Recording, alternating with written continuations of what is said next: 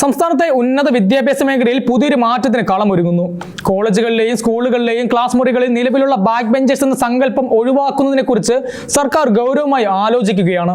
ഇത് വിദ്യാർത്ഥികളുടെ മാനസികാവസ്ഥയിലും പഠന നിലവാരത്തിലും വലിയ മാറ്റങ്ങൾ കൊണ്ടുവരുമെന്നാണ് ഉന്നത വിദ്യാഭ്യാസ വകുപ്പ് മന്ത്രി ആർ ബിന്ദുവും പൊതുവിദ്യാഭ്യാസ വകുപ്പ് മന്ത്രി വി ശിവൻകുട്ടിയും ഒരേ സ്വരത്തിൽ പറയുന്നത്.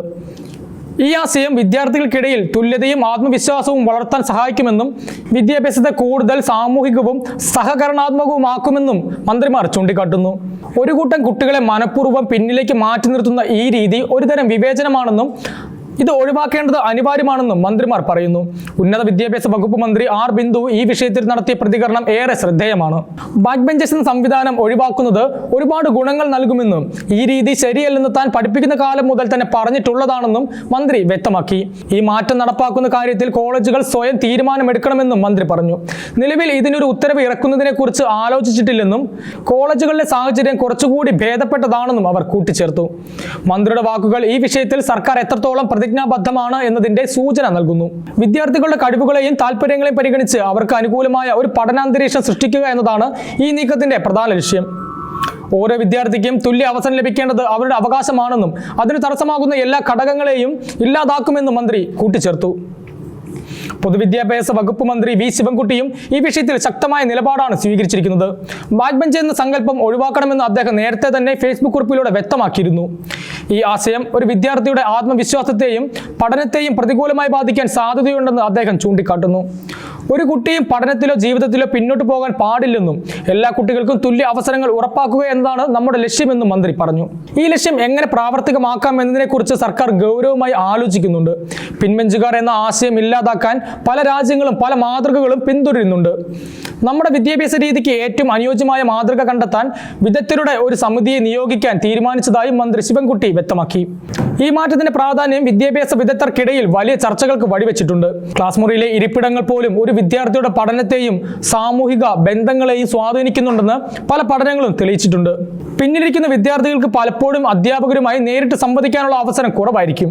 ഇത് സംശയങ്ങൾ ചോദിക്കുന്നതിനും പഠനത്തിൽ സജീവമായി പങ്കെടുക്കുന്നതിനും തടസ്സമുണ്ടാകും. കൂടാതെ സാമൂഹികമായി ഒറ്റപ്പെടുന്നതിനും ഇത് കാരണമാകും. ഈ സാഹചര്യം മാറ്റിയെടുക്കാൻ ലക്ഷ്യമിട്ടാണ് ഈ പുതിയ മാറ്റം കൊണ്ടുവരുന്നത്. എല്ലാ വിദ്യാർത്ഥികളെയും ഒരുമിച്ച് നിർത്തി പരസ്പരം സഹകരിച്ചും പഠിക്കാനുള്ള അവസരങ്ങൾ സൃഷ്ടിക്കുക എന്നതാണ് ഇതിലൂടെ സർക്കാർ ലക്ഷ്യമിടുന്നത്.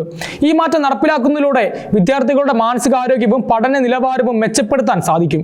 വിദ്യാഭ്യാസ രംഗത്തെ സമഗ്രമായ മാറ്റങ്ങൾക്ക് തുടക്കമിടുന്ന ഒരു സുപ്രധാന തീരുമാനമായിട്ടാണ് ഈ നീക്കത്തെ പലരും കാണുന്നത്. പരമ്പരാഗതമായ പല ചിന്താഗതികളിൽ നിന്നും മാറി വിദ്യാർത്ഥി കേന്ദ്രീകൃതമായ ഒരു പഠനാന്തരീക്ഷം സൃഷ്ടിക്കുക എന്നത് ഈ കാലഘട്ടത്തിൽ അത്യന്താപേക്ഷിതമാണ്. വിദ്യാഭ്യാസത്തിലൂടെ ഒരു വിദ്യാർത്ഥിയുടെ സമഗ്രമായ വികാസം ഉറപ്പാക്കുക എന്നതാണ് ഒരു ജനാധിപത്യ രാജ്യത്തിന്റെ ഉത്തരവാദിത്തം. ആ ഉത്തരവാദിത്തം നിറവേറ്റാനുള്ള ഒരു ശ്രമമായി ഇതിനെ കാണാവുന്നതാണ്. കാലാകാലങ്ങളായി നമ്മുടെ വിദ്യാഭ്യാസ രീതിയിൽ നിലനിന്നിരുന്ന ഒരു അപാകത പരിഹരിക്കാനുള്ള ശക്തമായ ഒരു നീക്കമാണിത്. മന്ത്രി ആർ ബിന്ദുവിന് കാലിക്കറ്റ് സർവകലാശാല നിയമനങ്ങളിലെ സംവരണ അട്ടിമറിയെക്കുറിച്ചും പ്രതികരിക്കേണ്ടി വന്നു. ഈ വിഷയത്തിൽ അട്ടിമറിയെക്കുറിച്ച് പരിശോധിക്കാൻ കലാലയങ്ങൾക്ക് നിർദ്ദേശം നൽകിയിട്ടുണ്ടെന്ന് മന്ത്രി പറഞ്ഞു. സംവരണ തത്വങ്ങൾ പാലിക്കപ്പെടുന്നുണ്ടെന്ന് ഉറപ്പുവരുത്തേണ്ടത് സർക്കാരിന്റെ ചുമതലയാണെന്നും അതിൽ വീഴ്ച വരുത്താൻ ആരെയും അനുവദിക്കില്ലെന്നും മന്ത്രി വ്യക്തമാക്കി. സംവരണം എന്നത് സാമൂഹിക പിന്നോക്കം നിൽക്കുന്ന വിഭാഗങ്ങളുടെ അവകാശമാണെന്നും അത് സംരക്ഷിക്കപ്പെടേണ്ടത് പ്രധാനമാണെന്നും മന്ത്രി പറഞ്ഞു. ഏതെങ്കിലും തരത്തിലുള്ള അട്ടിമറി നടന്നിട്ടുണ്ടെങ്കിൽ കർശനമായ നടപടികൾ ഉണ്ടാകുമെന്നും മന്ത്രി മുന്നറിയിപ്പ് നൽകി. ഇത് സർവകലാശാലകളിൽ സുതാര്യവും നീതിയും ഉറപ്പുവരുത്താൻ സർക്കാരിനുള്ള താല്പര്യമാണ് കാണിക്കുന്നത്. വൈസ് ചാൻസലറുടെ വിഷയത്തിലും മന്ത്രി പ്രതികരിച്ചു. വൈസ് ചാൻസലർമാരുടെ വിഷയത്തിൽ ചർച്ച പൂർത്തീകരിച്ചിട്ടില്ലെന്ന് മന്ത്രി പറഞ്ഞു. കഴിഞ്ഞ ദിവസം നടന്ന ചർച്ച അധ്യാപകരും എഴുത്തുകാരനുമായ സാനുമാഷിന്റെ മരണത്തെ തുടർന്ന് പൂർത്തിയാക്കാൻ കഴിഞ്ഞിരുന്നില്ല. 1.5 മണിക്കൂറോളം ചർച്ച നടത്തിയെന്നും ഉടൻ തന്നെ ചർച്ച തുടരുമെന്നും മന്ത്രി വ്യക്തമാക്കി. ഉന്നത വിദ്യാഭ്യാസ മേഖലയിലെ വിവിധ വിഷയങ്ങളിൽ ചർച്ചകളും കൂടിയാലോചനകളും തുടരുകയാണെന്നും മന്ത്രി കൂട്ടിച്ചേർത്തു. ഈ ചർച്ചകൾ കേരളത്തിലെ വിദ്യാഭ്യാസ രംഗത്തെ കൂടുതൽ മെച്ചപ്പെടുത്താൻ സഹായിക്കുമെന്നാണ് സർക്കാർ പ്രതീക്ഷിക്കുന്നത്. പുതിയ കാലത്തിനനുസരിച്ചുള്ള മാറ്റങ്ങൾ കൊണ്ടുവരാനുള്ള സർക്കാരിന്റെ ശ്രമങ്ങൾക്ക് ഇത് ശക്തി പകരും.